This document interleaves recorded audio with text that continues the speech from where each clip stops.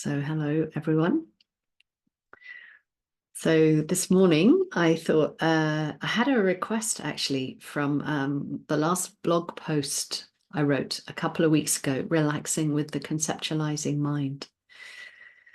I had a request from someone who said, could you, what about when the conceptualizing mind is just too strong? The thinking mind's too strong. Can you give us some quick tips for low times? That was the suggestion. So I wanted to respond via this class rather than the blog for the moment. I might write them on the blog. So it's sometimes when the thinking mind is caught in negative stories, when it's combined with strong emotion, there's a turmoil in the mind. But it can also be when the feeling tone isn't the main component. Perhaps the feeling or the emotional tone is okay, or it's a bit more neutral, but you find that the mind is repeatedly pulled in to something that's going on in experience. And then what happens is that the mind can really focus down on something. It's got particularly interested or maybe anxious about something that's happening, and the mind just goes back and back to this particular aspect of experience.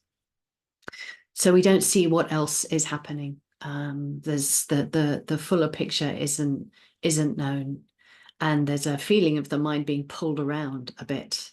I was thinking I can relate to this happening in dreams. It was happening to me in dreams last night. When there's very light sleep, and the mind is just getting pulled into something. And it definitely, when I woke up, I thought, oh no, there was a quality of anxiety in that. I was actually in the dream trying to prepare for a teaching session, and I realized I'd done absolutely nothing. I hadn't even thought about it, and not this one. It was something that's it could have been about this morning, but in fact it was something I don't have to do at all.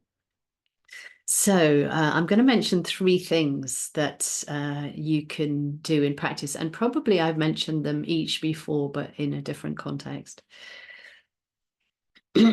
So the first thing is what I call dialing up the meta component of awareness. So dialing up the warmth, acceptance, right attitude. We can see this as an aspect of right attitude. And part of that attitude is that it's normal and natural for the mind to sometimes be like this. Whatever it is, whether it's conflict in the mind, whether there's painful feeling, or whether overthinking is going on. At times, the mind is just going to be like that. And that attitude has that flavor of metta in it, that flavor of kindness. But it also wisdom, because it's recognizing dukkha, recognizing that dukkha is sometimes present.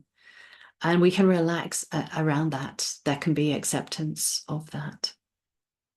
We still practice, we still work with awareness, but without the sort of fighting of the mind.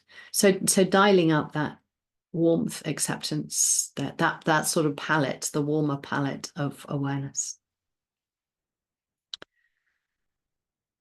Same point, but one little thing we can do is to use feeling as an object.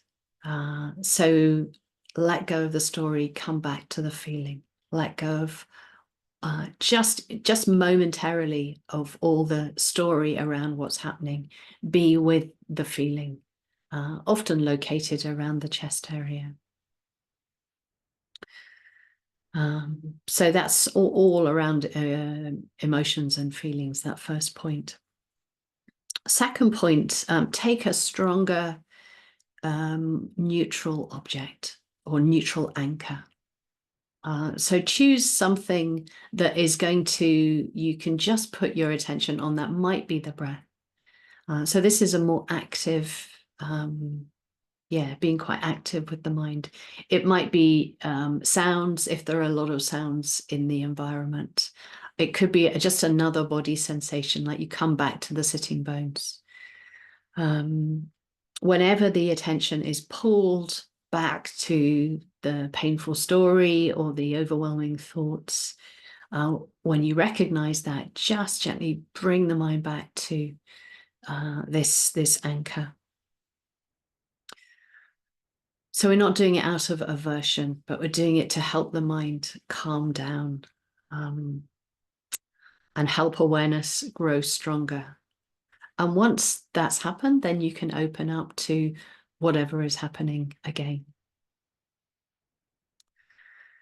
The third quick tip is I think I might have mentioned the and practice before. Yes, and Mokshika may have mentioned it as well. So this is Andrea Feller, very helpful little practice. So this is particularly when the tendency of the mind has been to narrow down and over focus on something, either that it finds pleasant or more often that it finds unpleasant. So again, we make the mind do a little bit more, and it can be really helpful at times when you feel a bit like rabbit in the headlights. There can be a tendency to freeze, or to not work effectively with the mind. So we make the mind do a little bit more, a bit more active, directing the mind to what's happening in the present moment. So first we acknowledge that this is happening, this story, this anxiety, whatever it is that's the compelling aspect of experience. What else is happening? And there's the breath happening. And so you feel that in the present moment.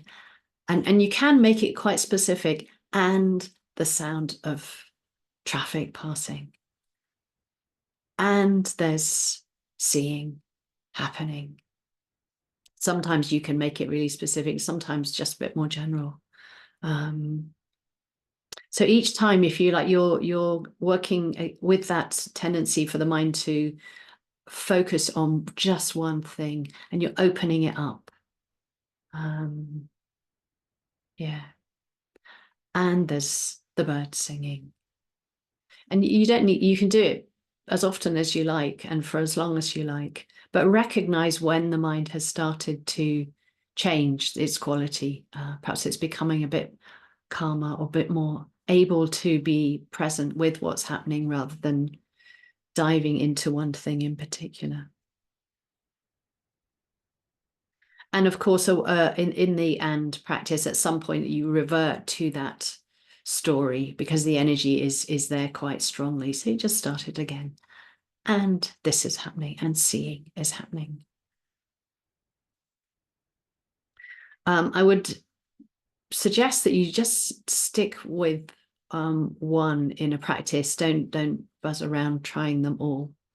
You might start with one and then realize, oh, actually, something else is needed. And otherwise, we play into the busy, anxious, or thinking quality of the mind that's already there, but by trying to sort something out. And it may be that you do it the whole practice if there's something particularly strong going on in the mind. So patience is particularly important within this, not trying to work in this way so that you can do what you think of as the proper practice, or get onto something else. It might be that you just work with the mind, and it's a really good way to help build awareness. We can get caught in wanting something to work. That's the main reason why we're doing it, in order that it works. But actually, the work is just being aware. So what we're just using through these quick tips different ways to help the mind be aware, and to build that quality of awareness. So yeah, there you go. Quick tips for low times: dialing up the warmth, acceptance, taking a stronger, more neutral anchor, or using the and practice.